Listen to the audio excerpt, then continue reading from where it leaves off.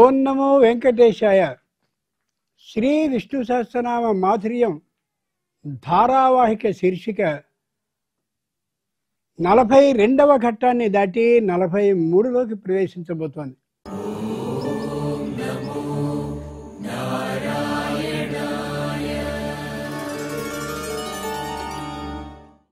ఎవరైనా 10 మంది ఆదరిస్తే కదా ఆ ఇంటికి వెళ్తాం, వాళ్ళతో ముచ్చటిస్తాం.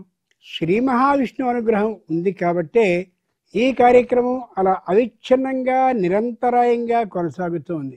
చిన్నపిల్లల దగ్గర నుండి పెద్ద వయసు వారి వరకు కూడా అనేకమైనటువంటి వయో అవస్థ భేదాలతో వచ్చి ఇక్కడ ఇంత ముచ్చటగా పాల్గొంటున్నారు అంటే కేవలం పరమేశ్వర అనుగ్రహం, ఆ దైవ అనుగ్రహం తర్వాత ప్రేక్షకులైనటువంటి మీ అందరి ఆదరణ అభిమానం మాత్రమే కారణం. విష్ణు సహస్రనామాన్ని భక్తి కోసమో ముక్తి కోసమో మరో దానికోసమో చేస్తూ ఉన్న దాంతో పాటుగా లౌకికంలో వ్యక్తుల్ని ఎలా అంటే మన కుటుంబాన్ని ఎలా రక్షించుకోవాలో, ఎటువంటి విధానాలని పిల్లలకి నేర్పాలో, జీవితంలో ఎలా బతకాలో, బతుకు తెరువు ఎలా ఉంచుకోవాలో ఆ విశేషాలని కూడా చెప్తుంది శ్రీ విష్ణు సహస్రనామ స్తోత్రం. అంచేతనే శ్రీ విష్ణు సహస్రనామ స్తోత్ర మాధుర్యం ఇలా కొనసాగుతూనే ఉంటుంది అనేది యథార్థం. దానికి సాక్ష్యంగానే ఎందరో ఈమెయిళ్ల ద్వారా, ఉత్తరాల ద్వారా, ఫోన్ల ద్వారా అనేకమైనటువంటి ప్రశ్నలు సంధిస్తున్నారు. ఒకే ఒక్క మనవి, విష్ణు సహస్రనామ స్తోత్రానికి సంబంధించిన ప్రశ్నలైతే మాత్రమే ఎస్సీబీసీ ఛానల్ సమాధానాన్ని ఇస్తుంది తప్ప దీనికి అసంబద్ధంగా వేరే అయినవి మాత్రం పొరపాటును కూడా స్పృశించదు అనే యథార్థాన్ని తెలియచేసుకుంటూ ఇప్పుడు ఒక ముఖ్యమైన విశేషాన్ని తెలుసుకుని 31 నుండి 50వ శ్లోకం వరకు మీరు చదువుదురు కానీ 31 నుండి 50వ శ్లోకం వరకు చదువుదురు కానీ ఒక ముఖ్యమైన విశేషాన్ని తెలుసుకుందాం. రామో విరామో విరజో మార్గో నేయో నయో నయ కనిపిస్తుంది రాబోయే భాగంలో.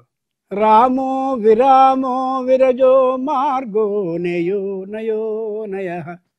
రామ అవో మాకు తెలుసండి, రామాయణం అంతా రాముడే కదా, కొత్త విశేషం ఏమిటి తెలుసుకోవాలి కాదు.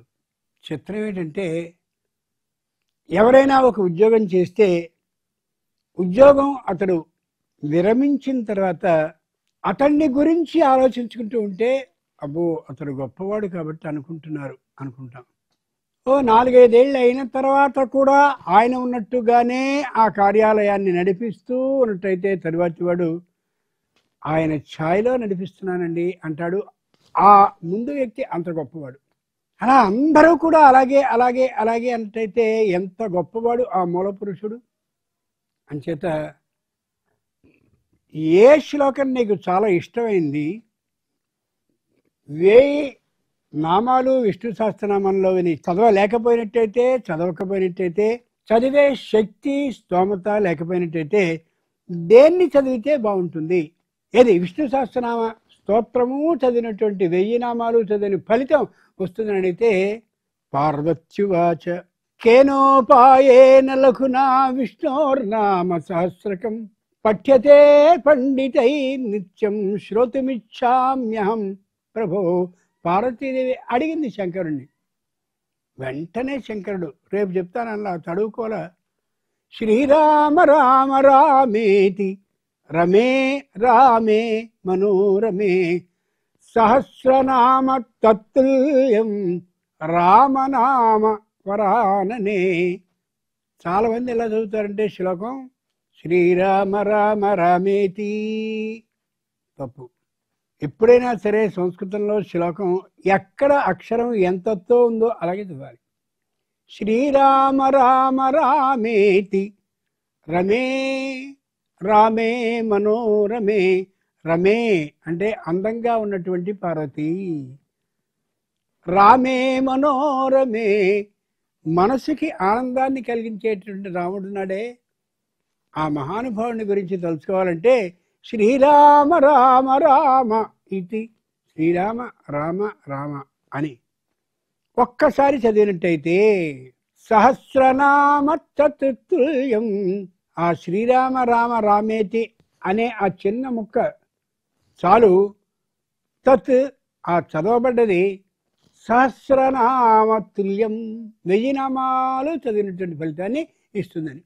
స్త్రీలందరూ కూడా ఉద్యోగాన్ని చేస్తూ అలాగే కుటుంబ పనులు చేస్తూ వ్యాపారాలని వృత్తుల్ని చేస్తూ ఉన్నారు కాబట్టి రోజు విష్ణు సహస్రనామం చదివే అలవాటు ఉండి ఒక రోజుని చేయలేకపోయినా లేక దూరపు ప్రయాణం చేసేటువంటి సందర్భంలో ఇది సాధ్యపడకపోయినా శ్రీరామ రామ రామేతి శ్రీరామ రామ రామేతి అంతే, సహస్రనామ తత్తులు ఇదంతా చదవకల శ్రీరామ రామ రామేతి అనేదాన్ని అలా అనుకుంటూ ఉంటే విష్ణు సహస్రనామంలోని 1000 నామాలని చదివినటువంటి ఫలితాన్ని ఇస్తుంది అని పార్వతీదేవి అడిగిన ప్రశ్నకి శంకరుడు సమాధానం ఇచ్చాడు. కాబట్టి శ్రీరామ రామ రామేతి అనేదాన్ని మంత్రంగా అనుకుని అనేసుకుంటూ ఉండండి. ఎంత గొప్ప అవకాశాన్ని భగవంతుడు ఇచ్చాడో చూడండి. అది అక్కడ విశేషం. సహస్రనామ తత్తుల్యం రామనామ వరాననే, రామనామం అంత గొప్పది. ఇంకో విశేషం ఉంది. మొత్తం యుద్ధం అయిపోయింది, రావణాసురుడు లంకతో సహా మొత్తం అంతా అయిపోయాడు. రాముడంటే ఇష్టం ఉన్నటువంటి రాక్షసులు తప్ప మిగిలిన వాళ్ళందరూ కూడా మరణించారు. ఆ సందర్భంలో మొత్తం రామకథ అంతా అయిపోయి అందరూ అయోధ్యా నగరానికి వచ్చాక అక్కడ అందరూ కూడా రామో రామో రామ ఇతి ప్రజానామ భవన్ కథా, ఏదైనా మంచి చరిత్రని చెప్పు అని ఎవరిని అడిగినా రామో రామో రామ ఇతి, రాముడు రాముడు రాముడు రాముడు రాముడు అదే అంటున్నారంటే ఏంటి? ఎంత ప్రభావం రామచంద్రునిది అంతమంది మీద పడింది. ఆలోచించుకున్నారా? అది జీవించి ఉండడం అంటే. లోకల్లో 2 విధాలైన మనుషులు ఉంటారంటారు, జీవన్మృతులు, మృతంజీవులు అని. బతికుండగానే చచ్చిపోయిన వాళ్ళతో సమానంగా ఉంటారు కొందరు. అబ్బో వాడి పేరు చెప్పకూడదు, మొహం చూపించుకోకూడదు, మొహద్దంటారు. కొందరు శాశ్వతమైనటువంటి జీవనాన్ని చేస్తూ ఉంటారు. వాళ్ళు పోయినప్పటికీ కూడా వాళ్ళని తలుచుకుంటూనే ఉంటారు. అంచేతనే ఈ లోకంలో కీర్తిని విడిచిపెట్టి వెళ్ళిన వాళ్ళని మాత్రమే కీర్తి శేషులని పిలిచేవారు. ఎంత గొప్ప మాట అది. అలా రామచంద్రుని చరిత్ర. అయోధ్య నగరంలో కూడా అంతే. ఎవరైనా సరే రామచంద్రుని పిలవాలంటే రామాయ రామభద్రాయ రామచంద్రాయ వేధసే రఘునాథాయ నాథాయ సీతాయ పతయే నమః. అంత రామమయం కాదు. విష్ణు సహస్రనామం 1000 నామాలు రాకపోయినా, 108 శ్లోకాలు నడవకపోయినా, ఒకవేళ శ్లోకాలు మనకు వచ్చినప్పటికీ కూడా సమయానికి గుర్తు రాకపోయినా ఆపేసుకుని శ్రీరామ రామ రామేతి అంది కదా, ఇతి అక్కల శ్రీరామ రామ రామ శ్రీరామ రామ రామ అని అనుకుంటూ దాన్నే మంత్రంగా జపించుకుంటూ ఉంటే విష్ణు సహస్రనామాలు పఠించినటువంటి ఫలితాన్ని ఇస్తాను అని పరమేశ్వరుడు చెప్తున్నాడు. ఆ చెప్పింది శంకరుడు స్వయంగా చెప్పాడు. ఎక్కడో చాటుగా చెప్పలేదు, అమ్మవారి ఎదురుగా ఆ మాటను తెలియజేశాడు. ఒక్కసారి ఆలోచించండి, ఎంత అవకాశాన్ని భగవంతుడు ఇస్తున్నాడో. విష్ణు సహస్రనామం చదవడం కుదరటం లేదండి, కుదురుతుంది ఈ రహస్యం తెలిసాక. ఇది కూడా తెలిసాక కుదరలేదంటే అది వంక మాత్రమే. ఆలోచించి చెప్పాడు. అవునా? అది చేద్దాం. ఇప్పుడు ఈ స్ఫూర్తితో 31 నుండి 50వ శ్లోకం వరకు చూద్దాం. ఏకకాలంలో ఉత్సాహంగా చదవండి. అమృతాంశోద్భవో భానుశశబిందు సురేశ్వరః ఔషధం జగతస్సేతు సత్యధర్మ పరాక్రమః భూతభవ్య భవన్నాద పవనః పావనో నలః కామః కామకృత్కాంతః కామః ప్రభుః యుగాదికృద్యుగావర్తో నైకమాయో మహాశనః అదృశ్యో వ్యక్తరూపశ్చ సహస్రజితనందజిత్ ఇష్టో విశిష్టశిష్టేష్ట శిఖండీ నహుషో వృషః క్రోధః క్రోధకృత్కర్త విశ్వబాహుర్మహీధరః అచ్యుత ప్రథిత ప్రాణ ప్రాణదో వాసవానుజః అపాం నిధిరధిష్టానమప్రమత్త ప్రతిష్ఠితః స్కంద స్కందధరో దుర్యో వరదో వాయువాహనః వాసుదేవో బృహద్భానుర్వాదిదేవః పురందరః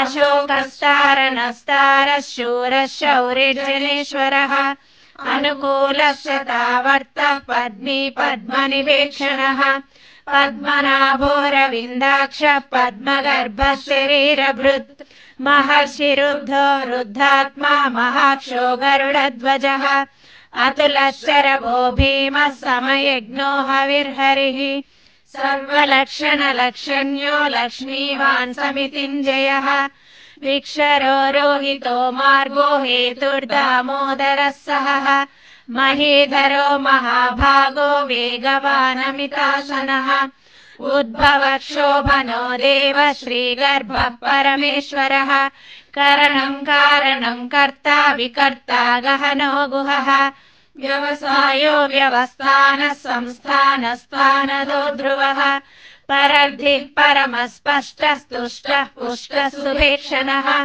రామో విరామో విరజో మార్గో నేయో నయోనయః వీరశక్తిమతాం శ్రేష్ఠో ధర్మో ధర్మవిదుత్తమః వైకుంఠః పురుష ప్రాణ ప్రాణద ప్రణవ పృథుః హిరణ్యగర్భः శత్రుఘ్నో వ్యాప్తో వాయురధోక్షజः ఋతుః సుదర్శనः కాలः పరమేష్టి పరిగ్రహः ఉగ్రः సంవత్సరో దక్షో విశ్రామో విశ్వదక్షిణः విస్తారస్తావరస్థాను ప్రమాణం బీజమవ్యయం అర్థోనర్థో మహాకోశో మహాభోగో మహాధనః అనిర్విన్నష్టవిష్టోర్భూర్ధర్మయూపో మహామకః నక్షత్రనేమిర్నక్షత్రీ క్షమక్షామः సమీహనः యజ్ఞయుజ్యో మహేజశ్చ క్రతుः సత్రం సతాంగతిః సర్వదర్శీ విముక్తాత్మా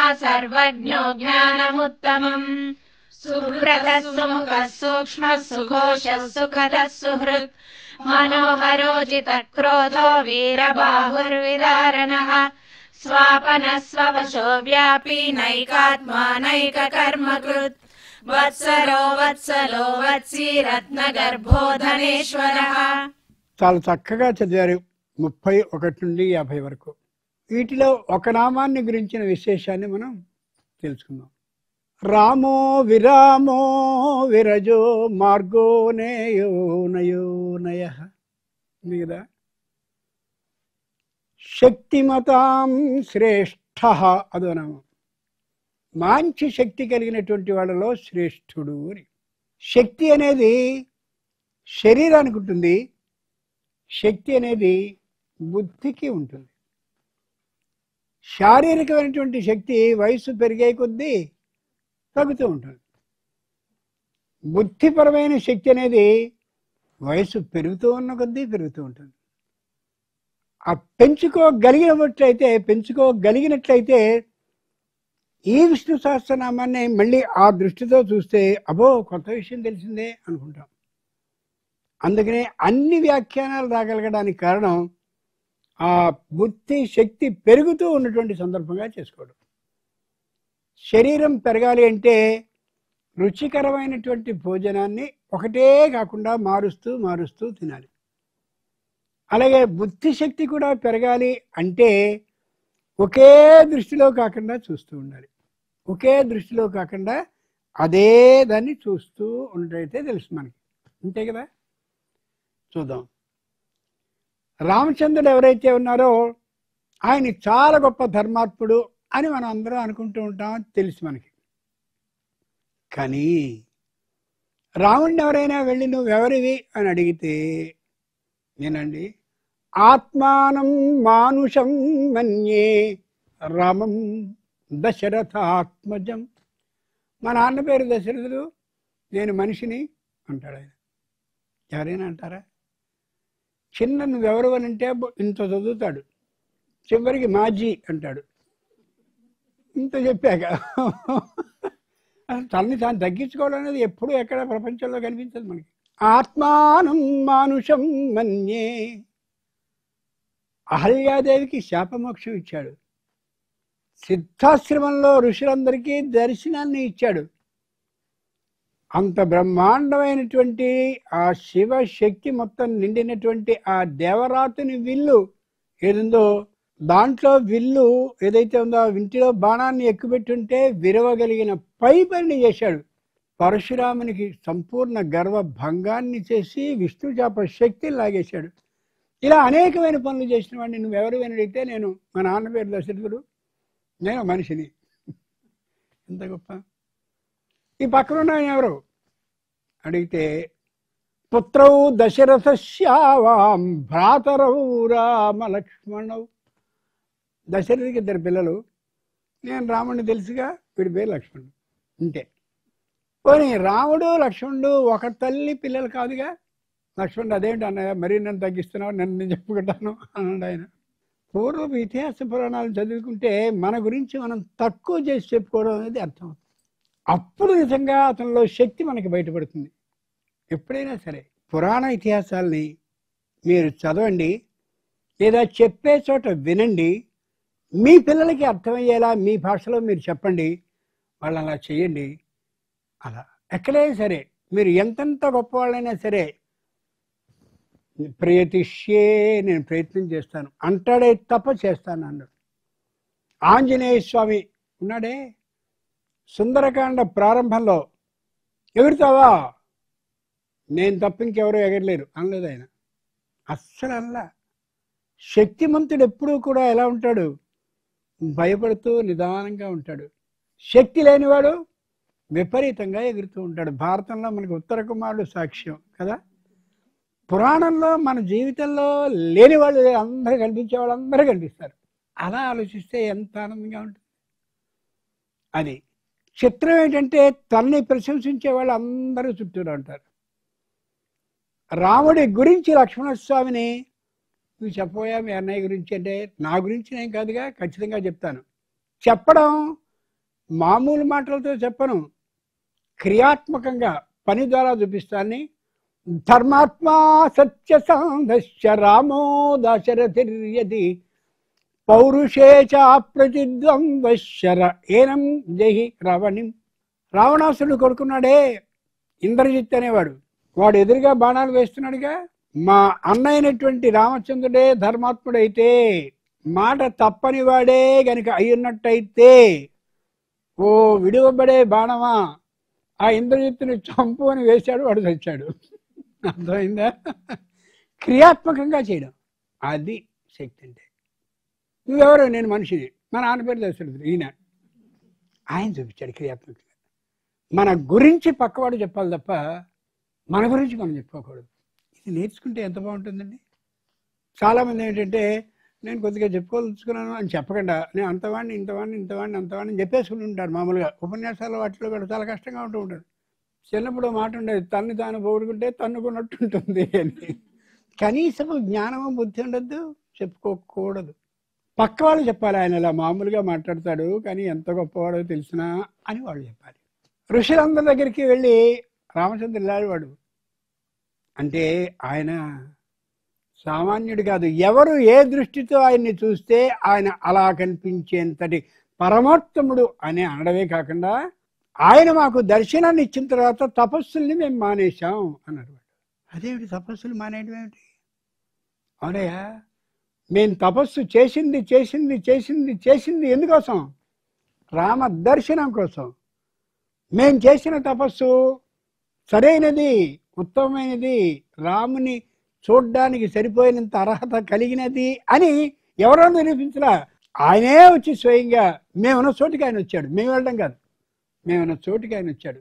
ఆయన చేత మేము తపస్సుల్ని విరమించుకుంటున్నాం. ఒక్కసారి ఆలోచించండి. అనుకున్నటువంటి ఫలితాన్ని పొందిన తర్వాత ఉండే ఆనందం ఎంత గొప్పగా ఉంటుంది. ఈ దృష్టితో మనం ఆలోచించుకోగలగాలి ఎక్కడైనా సరే. రాముణ్ణి మహర్షులందరూ అడిగారు, నువ్వు నీ గురించి చెప్పుకో అని. నువ్వు నీ గురించి చెప్పుకుంటే చెప్పుకున్నానుగా కాదు, మా కోణంలో నువ్వు చెప్పాలి. విత్తిమాం ఋషిభిస్తుల్యం కేవలం ధర్మమాస్థితం. ఈ ఋషి అందరితోనూ సమానంగా ఉండడం కోసం ప్రయత్నాన్ని చేస్తున్నాను ధర్మ పద్ధతిలో ఉంటూ. అదే ఆయన సమాధానం. ఋషులందరితో సమానంగా ఋషుల కంటే వీళ్ళందరికంటే ఎక్కువ అని నేను వచ్చిన తర్వాత వాళ్ళు తపస్సులు మానేశారు, నా గొప్పదనం చూడు చెప్పలే. ఇలా మనని కానీ మనం తగ్గించుకుంటూ వెళితే ఖచ్చితంగా మనం చాలా ఉత్తమ స్థితిని పొందగలిగిన వాళ్ళం కావడమే కాక నలుగురిలో కూడా చాలా గొప్పవాళ్ళం కాగలుగుతాం. రాముడి గురించి, రాముడిని అరణ్యాలకి పంపించేసింది అనుకుంటున్నామే. ఆ కైకమ్మని వెళ్ళి ఎలా ఉంటాడు రాముడు అని అడిగితే ఏమన్నా ఆవిడ, పరమ దుర్మార్గుడు అండి, అందుకే పంపించాను నేను 14 సంవత్సరాలు అన్నారుగా. దీనానుకంపే ధర్మజ్ఞ నిత్యం ప్రగ్రహవాన్ శుచి. దీనుడంటే చాలు విపరీతమైనటువంటి జాలి కలిగినటువంటి వాడు ధర్మజ్ఞ. అతనికంటే ధర్మం తెలిసిన వాళ్ళు లేరు. ఈ మాట అనాలి అంటే పైగా శత్రుపక్షంలో ఉండేటటువంటి కైకమ్మ, నిజానికి ఆవిడ శత్రువు కాదు, వేరే అర్థం వస్తుంది అది. అంతేకాదు గురుభిర్దాంత కృతజ్ఞ సత్యవాక్షుచి. మా అబ్బాయికి ఒకే ఒక గురువు, కానీ ఆయనకి చాలామంది గురువులు ఉన్నారు. ప్రతి వాళ్ళలోనూ ఏ విధమైన గొప్పదనం ఉందో తెలుసుకుని ఆ గొప్పదనం కారణంగా అతన్ని గురువుగా భావించేంతటి ఉత్తమ శిష్యాక్షరం కలిగిన వాడు రాముడు. శత్రువు అయినటువంటి కైకమ్మ చెప్తుంది. మారీచుడిని అడిగారు, రావణాసురుడు ప్రధానమంత్రి వాడు, అడిగితే అబో రామో విగ్రహవాన్ ధర్మ. ధర్మ అనేటటువంటి ఓ మనిషికి చెవులు పెట్టాం, అవి ధర్మమైన మాటలే ఉంటాయి. నోరు పెట్టాం, ధర్మాన్నే మాట్లాడుతూ ఉంటుంది. పాదాలు ధర్మమైన ప్రదేశాలకే పెడుతూ ఉంటాయి. చేతులు ధర్మకార్యాలే చేస్తూ ఉంటాయి. విగ్రహవాన్ ధర్మ, మొత్తం ధర్మం. అది రాముడి శక్తి. వ్యక్తి జీవించి ఉండగా కాదు గొప్పతనం తెలుసుకోవడం, వ్యక్తి జీవించి అలా వెళ్ళిపోయిన తర్వాత కూడా ఆయన గురించి గొప్పగా అనుకుంటుంటూ ఉన్నారు అంటే అది నిజమైనటువంటి గొప్పదనం. రెండు, తన గురించి తాను కాకుండా ఇంకొకళ్ళు చెప్పడం ఏదైతే ఉంటుందో అది నిజమైనటువంటి గొప్పతనాన్ని అందరూ గమనించుకోదగినటువంటి విధంగా అది. కొంతమంది మామూలు వేదిక మీదే ఎవరో వాడి గురించి పరిచయం చేసి ఇది మర్చిపోయావు అదే మర్చిపోయావని అందించుకుంటూ ఉంటారు. ఎంత సిగ్గులేని విషయం అది. పురాణాలు చదివితే తెలుస్తుందో మనం అందించుకోకూడదు. బాగా ఆలోచించాలి. పురాణం ఎప్పుడు కూడా ఏం చేస్తుందంటే లోకంలో మనం ఎలా చెయ్యాలో వ్యవహార విదే శివేతరక్షతయే వ్యవహార విదే, లోక వ్యవహారాన్ని గురించి ఇదే తెలియచేస్తూ ఉంటుంది. ఇదే లోక వ్యవహారం అంటే ఎంత అద్భుతంగా ఉంది. ఇటువంటి విష్ణు సహస్రనామ స్తోత్రాన్ని మీరు పారాయణం చేసి ఆ మాధుర్యాన్ని 10 మందికి పంచాలి అని అనుకోవడం ఎంత ఆనందం. ఇది కూడా పరమేశ్వర అనుగ్రహం ఉంటే తప్ప లభించేది మాత్రం కానే కాదు. రామచంద్రమూర్తి చేతిలో మారీచుడే ఎందుకు పోవాలి, రావణాసురుడే ఎందుకు పోవాలి, తాటక సుబాహు వీళ్ళే ఎందుకు పోవాలి? ఎవరెవరికి ఆయన చేతిలో పోయి మోక్షానికి వెళ్ళాల్సినటువంటి ఆ అర్హత ఉందో వాళ్ళందరూ దాంట్లో వచ్చారు. చిత్రం కాదు, అలా జరిగిందండి అంటుంటాం. ఈ స్ఫూర్తితో 41 నుంచి 50 వరకు ఒక్కసారి అనుకుని ఆ మీదట మాట్లాడుకుందాం. ఒకే స్ఫూర్తితో ఒకే కంఠంతో ఉత్సాహంగా చదవండి. 41 నుండి 50 శ్లోకం వరకు ప్రారంభించండి. ఉద్భవక్షోభనో దేవ శ్రీగర్భః పరమేశ్వరః కరణం కారణం కర్తా వికర్తా గహనో గుహః వ్యవసాయో వ్యవస్థాన సంస్థాన స్థానదో ధ్రువః పరర్ధి పరమస్పష్ట తుష్ట పుష్ట సుభేక్షణః రామో విరామో విరజో మార్గో నేయో నయో నయః వీరశక్తిమతాం శ్రేష్టో ధర్మో ధర్మ విదుత్తమః వైకుంఠ పురుష ప్రాణ ప్రాణద ప్రణవ పృథుః హిరణ్యగర్భ శత్రుఘ్నో వ్యాప్తో వాయురధోక్షజః ఋతుః సుదర్శనః కాలః పరమేష్టి పరిగ్రహః ఉగ్ర సంవత్సరో దక్షో విశ్రామో విశ్వదక్షిణః విస్తారస్తావరస్తాను ప్రమాణం బీజమవ్యయం అర్ధోనర్ధో మహాకోశో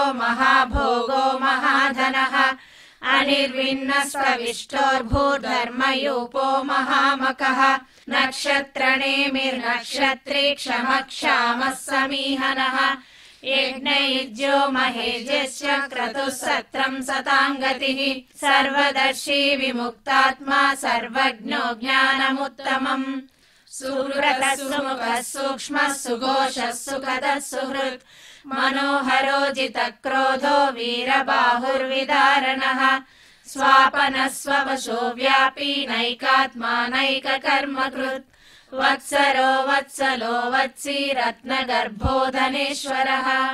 శ్రీ మహావిష్ణువుకి ఏ రంగు ఇష్టం, లక్ష్మీదేవికి ఏ రంగు ఇష్టం అనేది విష్ణు సహస్రనామంలో ఎక్కడ కనిపిస్తుందో ఆధారాలతో సహా చెప్పుకుందాం. ఆధారం లేకుండా మాట్లాడడం అనేది ఈ జన్మకి అలవాటు లేదు, అది మంచిది కూడా కాదు. ప్రమాణాలతో సహా లక్ష్మీదేవికి ఏ రంగు ఇష్టం, మహావిష్ణువుకి ఏ రంగు ఇష్టం? అవునండి, రంగు తెలుసుకునే మాకేం లాభం కాదు. ఎవరికి ఏది సరైనటువంటి రంగో తెలుసుకుని ఆ రంగు వస్త్రాలని పెడితే, నీకు ఇది ఇష్టమే, నువ్వు ఎప్పటి నుంచి ఆకుపచ్చ చాలా ఇష్టపడేదానిగా అంచేత ఆకుపచ్చ చీర పట్టుకొచ్చానంటే ఎంత మురిసిపోతుంది ఆవిడ. అలా ఆలోచించుకోగలరు. అంచేత అమ్మవారిని పూజించేటప్పుడు, అయ్యవారిని పూజించేటప్పుడు అదే విధమైనటువంటి పుష్పాలతో, అలాగే ఇతరమైన వస్తువులతో, మిగిలిన వాటితో వాళ్ళని ధ్యానిద్దాం, ఆలోచించి తెలుసుకుందాం. ఒకటి. రెండు, మహావిష్ణువు మామూలుగా తెల్లనైనటువంటి ఏదో రంగో ఇంకో రంగో ఇష్టమైన వాడు అని అనుకుందాం. మరి ఎప్పుడూ పసుపు పచ్చని బట్టలు కట్టుకుంటాడుగా, పీతాంబరః. అవునా? కొన్ని ఒంటి రంగు చూస్తే ఎలా ఉంటుంది? మేఘశ్యామం, నీలి రంగు ఉంటుంది. ఇన్ని రంగులు ఇష్టమేనా? కాదు. ఏ రంగో తెలుసుకోవాలి మనం. అర్థమవుతుందా? ఈ దృష్టితో పరిశీలించి చూడండి. ఇంతే కాదు, లక్ష్మీదేవికి ఇష్టం ఏమిటి, లక్ష్మీదేవికి ఎలాంటి ఇల్లు ఇష్టం, లక్ష్మీదేవికి ఏమేమి ఇష్టం, ఏ వస్తువులు ఇష్టం, ఇవన్నీ మనం తెలుసుకున్నట్లయితే మనకున్నటువంటి చిన్నదైనటువంటి స్థితిలోనే ఆమెకి అవి సమర్పిస్తూ ఉంటే పరమ సంతోషాన్ని పొందదు. ఇదిగోనమ్మా, ఫలాని మాసంలో ధనుర్మాసం వస్తోందిగా రేపు, ఆ వచ్చేటటువంటి మాసంలో నువ్వు ఈ విధమైన వస్తువులను ఇష్టపడతావు అని మాకు అర్థమయ్యి వీటితో నిన్ను అర్చిస్తున్నావంటే ఆవిడ ఇంకా ఆనందపడుతుంది. అసలు మామూలుగా దేంతో అర్చించినా ఆనందపడుతుంది ఆవిడ. ఈ వస్తువుల్ని సమర్పించినట్లయితే మరింత సంతోషాన్ని పొందే అవకాశం ఉంటుంది. ఆ కోణంలో కూడా విష్ణు సహస్రనామం మనకి తెలియజేస్తుందంటే మహానుభావులైనటువంటి ఋషులు ఎంత లోతుగా ఆలోచించి ఎలా మనకి నచ్చేలా చేయాలో, ఎలా నప్పించేలా చేయాలో కూడా తెలిసిన వాళ్ళు అని అర్థం చేసుకోవాలి. చిన్నపిల్లలు మనం అడుగుతూ ఉంటారు, వినాయకుడికి ఏది ఇష్టం అని. వినాయకుడికి ఉండరాళ్ళు ఇష్టం రా చెప్పేసాం మనం. అలాగే విష్ణువుకి ఏది ఇష్టం చెప్పాలిగా, చెప్దాం. లక్ష్మికి ఏది ఇష్టమో చెప్దాం. చూశారుగా శ్రీ విష్ణు సహస్రనామ స్తోత్ర మాధుర్యం ఎంత చక్కగా లోకంలోకి ప్రచారం అవుతుందో. పైన అందరూ అనుకునేటటువంటి విశేషాలు మాత్రమే కాకుండా లౌకికమైనటువంటి అంశాలని కూడా ఆ దృష్టితో పరిశీలిస్తే తగినటువంటి సమాధానాలని చెప్పగలిగిన అమోఘమైన మహోత్కృష్టమైనటువంటి స్తోత్రం శ్రీ విష్ణు సహస్రనామ స్తోత్రం.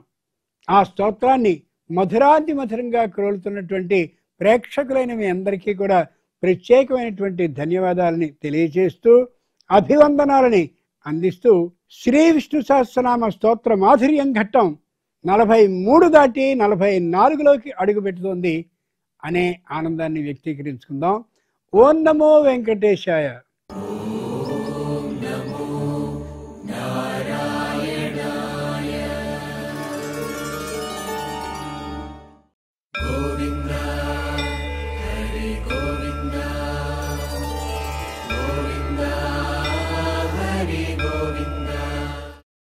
Oh